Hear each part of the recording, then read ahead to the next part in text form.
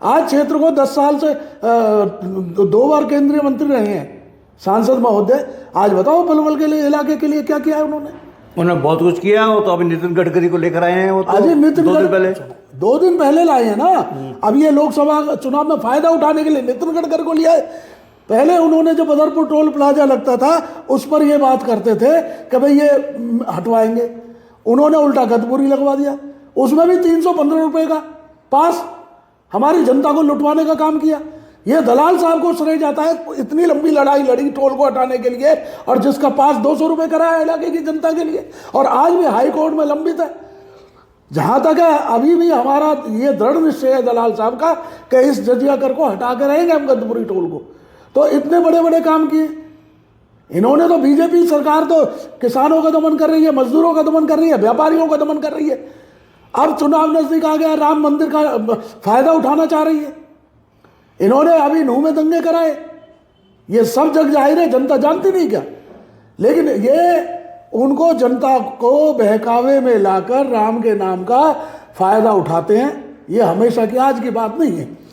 जब 2 सीट थी इनकी 1980 के अंदर, तब भी इन्होंने, अडवाणी जी ने रथ यात्रा निकालकर जब जाके इनका फायदा हुआ। तो ये जानते हैं कि भगवान राम का, तो भगवान राम को जनवाएंगे क्या ये मोदी जी? राम तो स्वयं अपने आप में राम है।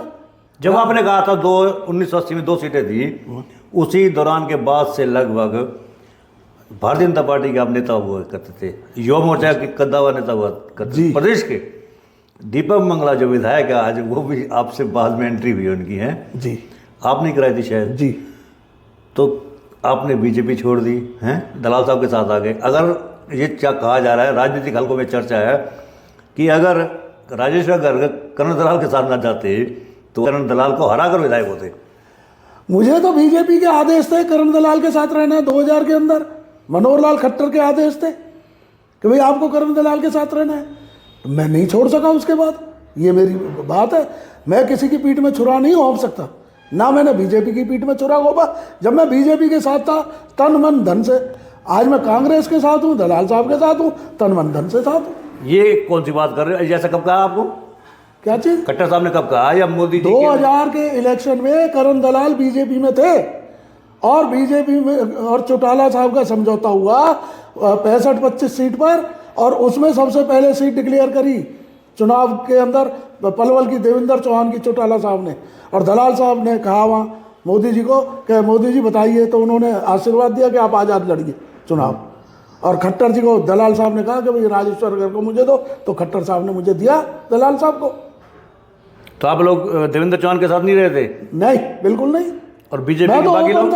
मैं तो ओपन था। बीजेपी की सारी वोटें हमें मिली, करण दलाल को मिली 2000 के अंदर। जाना मैं तो ओपनली था, मैंने तो ओपनली करण दलाल के साथ बिल्कुल कंधे से कंधा मिलाकर साथ दिया था।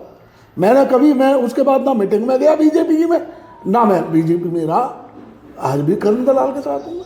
अच्छा, यानी कि बीजेपी की सीट पलवल की आती तो करण दलाल के हिस्से में आती सीट? बिल्कुल 100% बीजेपी के हिस्से में अगर सीट आती पलवल की तो करण दलाल लड़ते बीजेपी से चुनाव। यानी कौन सन की बात है ये 1999 की। अच्छा, ये और बताइए कि जो विधायक दीपक मंगला है, उन्होंने ये भी कहा है कि करण सिंह दलाल क्षेत्र का कभी विकास नहीं किया, आज तक कभी नहीं किया। और बीजेपी के नेता तो ये कहते हैं कि भाई को भाई से लड़वा के रखा करण सिंह दलाल ने। कांग्रेस में करण सिंह दलाल ने सत्ता में बने रहने के लिए भाई से भाई को लड़वा के रखा, हर घर में एक तरह से मुकदमेबाजी करवा दी, नीम का जेल भरी रहती थी, भोंड सी जेल भी भरी रहती थी। देखिए भूटानी जी, वो अलग बात है। आज देखो क्या हो रहा है, कानून व्यवस्था बिल्कुल चरमराई हुई है, एक पैसे की कानून व्यवस्था नहीं है। तीसरे दिन लड़कियां उठ रही हैं, तीसरे दिन बलात्कार हो रहे हैं, रोज आपराधिक घटनाएं हो रही हैं, रोज कहीं चक्कू चल रहे हैं, कहीं गोली चल रही है। अगर इन सब चीज़ पर रोक लगानी होगी तो सख्ती तो करनी होगी। आज क्या हो रहा है, विधायक की चलती नहीं है और अफसर पैसे खा के छोड़ रहे हैं, कानून व्यवस्था चरमरा गई है। इसलिए अगर इन पर लगाम लगानी है तो कठोरता तो करनी पड़ेगी, मुकदमे दर्ज करने पड़ेंगे। अगर मुकदमे दर्ज नहीं होंगे तो अपराधियों के हौसले बुलंद होंगे। नहीं, आज आपके नेता के ऊपर ये ब्लेम लगता रहा है कि भाई को भाई से लड़वा के रखा। सुनो, आप इस बात का जवाब दीजिए, क्या दीपक मंगला के भाई हैं, उनमें आपस में झगड़ा कराया करण ने? आनंद में और दीपक मंगला में झगड़ा हुआ कभी? कुक्कू और दीपक मंगला में झगड़ा हुआ कभी? पप्पू या दीपक मंगला में झगड़ा हुआ कभी? कौन से भाई भाई लड़वाए बताइए? हमने तो किसी की नहीं सुनी। हरिंदर और भाई में झगड़ा कराया कभी? कत्याल साहब में और बेटे में झगड़ा कराया कभी? फिर ये ब्लेम तो लगते रहते फिर तो भी। ब्लेम तो ये पॉलिटिकल ब्लेम है। ये अपने एक्चुअल में तो ये बात है कि आज भी दलाल साहब जैसा नेता पलवल के पास नहीं है। अगर क्षेत्र में अगर कोई नेता है हरियाणा लेवल का कद्दावर नेता है तो करण सिंह दलाल है। इनको अपनी नेतागिरी चमकाने के लिए, अपने आप को बचाने के लिए, और सारा गुंडगोल, मैं उसको गुंडगोल कहता हूँ, इकट्ठा हो जाता है कि वे करण दलाल को हराओ। तब जाके ये हारे थे। उसमें बहुत सारे नाम हैं जो दलाल साहब की लोकप्रियता से जलकर और छोड़कर चले गए। किसी को एसआई बनना था, किसी को मंत्री बनना था।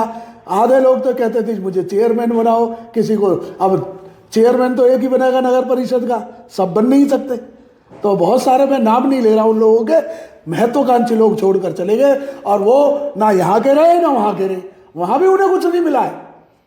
बीजेपी में आज वो घर के हैं ना घाट के, अब यहाँ आ नहीं सकते दलाल साहब के पास। झगड़ा ये है। तो उनकी अपनी लोकप्रियता गिर रही है। दलाल साहब की लोकप्रियता आज भी चरम पे है। आज क्षेत्र की जनता जोर लगाकर यहाँ पर कह रही है कि दलाल साहब लोकसभा लड़े, हम आपके साथ हैं।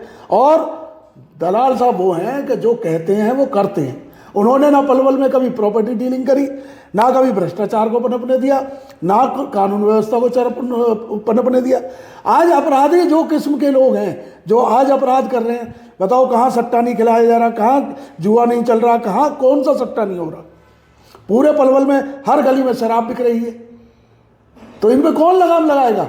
नेता जो बनते हैं वो पैसे कमाने के लिए नहीं बना जाता। आज नेता जो बन रहे हैं पैसे कमा रहे हैं। वरना नेता का एक काम होता है, जब वो विधानसभा में जाता है तो शपथ लेता है कि भाई मैं क्षेत्र की सेवा करूंगा। आज राजनीति को माध्यम बना लिया पैसे कमाने का आजकल के लोगों ने। दलाल साहब ने पलवल क्षेत्र से कभी चवन्नी नहीं कमाई, कभी किसी नौकरी में पैसा भाई को भाई से नहीं लड़वाया, नहीं लड़वाया। भाई से भाई लड़ाने की बात है। अब देखिए दीपक मंगला के भाइयों में झगड़ा हुआ मनार गेट पे, दोनों भाइयों के अंदर, ये करण दलाल ने कराया। अगर करण दलाल एमएलए होता तो झगड़ा होने नहीं देता, ये मेरा दावा है। कब करण दलाल ने कभी भाई भाइयों को नहीं लड़ाया आपस में। करण दलाल ने क्षेत्र की रक्षा करी, कानून व्यवस्था को कायम किया, बाजार को कभी लुटने नहीं दिया, कभी कोई ठाकुरवाद, जाटवाद, गुजरवाद को पनपने नहीं दिया। देखिए दीपक मंगला की मैंने आपको बताया, हरिंदर पाल जी की, इनका वहाँ ठाकुरों में आपस में झगड़ा होता है, आपस में मुकदमे दर्ज कराते हैं। उसमें करण दलाल क्या करेगा? करण दलाल थोड़ी कहेगा किसी को भाई मत करो। रमेश भी उनका, हरिंदर पाल भी उनका। तो अब दोनों में झगड़ा हुआ है तो भाई मुकदमा तो दर्ज होंगे ही, दोनों तरफ से दर्ज हुए। अब ये चाहे कि हरिंदर पाल चाहे कि भाई मेरी तरफ से बारिश करे, रमेश चाहे मेरी तरफ, दलाल साहब ने कभी नहीं, तुम दोनों आपस में निपट लो भाई। उन्होंने कभी झगड़ों को बढ़ावा नहीं दिया। उन्होंने तो जो पक्ष सही समझा राजीनामा कराने की कोशिश करी, नहीं तो भाई दोनों आपस में कोई कराएगा तो कराएगा मुकदमा दर्ज। लेकिन अफसर की हिम्मत नहीं होती थी पैसे खा जाए। देखिए जहाँ तक मैं दलाल साहब की बात समझ रहा हूँ, दलाल साहब के टाइम में व्यापारियों के हित में काम किया दलाल साहब ने, कभी कोई झगड़ा नहीं होने दिया। और व्यापारियों के लिए संडे के दिन बंद कराने का आह्वान किया। आज कानून व्यवस्था ऐसी चरमराई हुई है कि रोज कहीं मर्डर हो रहा है, कहीं बलात्कार हो रहे हैं, कहीं कुछ हो रहा है और कोई मुकदमा दर्ज नहीं हो रहा। तो ये थोड़ी है कि भाई अगर हमें गुंडागर्दी रोकनी है, कानून व्यवस्था कायम करनी है, मुकदमे दर्ज करने होंगे। और आगे भी भविष्य में हम ये कह रहे हैं दलाल साहब अगर ऐसा होता है तो भविष्य में भी दलाल साहब इस तरह के मुकदमे दर्ज कराएंगे जिससे गुंडागर्दी पर लगाम लगे और कानून व्यवस्था कायम हो। पलवल में दो व्यापारिक संगठन हैं, वो व्यापारियों के लगातार हितों की आवाज़ भी उठाते रहे, क्या कहेंगे? देखिए जो व्यापारिक दोनों संगठन है वो बिल्कुल चापलूस संगठन है। उनका ना व्यापारियों के उससे कोई लेना देना है फायदे से। उन्हें अपनी नेतागिरी चमकानी है, ऊपर अपनी लड़ाई मतलब फ़ायदा उठाना है सरकार में रह के। और वो आज व्यापारियों की लड़ाई नहीं लड़ रहे, अपनी लड़ाई लड़ रहे हैं। और वो बेचारे ऐसे मूक दर्शक बने हुए हैं कि व्यापारियों के हित में कभी कुछ बोलते नहीं। सरेआम बस अड्डे पर दुकान तोड़ दी गई, सरेआम बाजार के अंदर झगड़े हुए हैं, किसी पे कोई मुकदमा दर्ज नहीं। कई व्यापारियों को गोली लगी है, रेलवे रोड पर, रेलवे स्टेशन पर जो पैसे निकाल रहे थे एटीएम से, उसको गोली मार दी। ऐसे कितने केस हैं जिनकी प्राथमिक रिपोर्ट भी दर्ज नहीं हुई आज के विधायक के हिसाब से। साइड में जो आप देख रहे हैं YouTube channel, Facebook page, Instagram और एक्स हैंडल यानी कि ट्विटर हैंडल पूर्ण नाम है, इसको आप लाइक करें, फॉलो करें, कमेंट बॉक्स में जाके प्रतिक्रिया दें, इस लिंक को ज़्यादा से ज़्यादा शेयर भी कर दें। धन्यवाद। जय हिंद, जय भारत।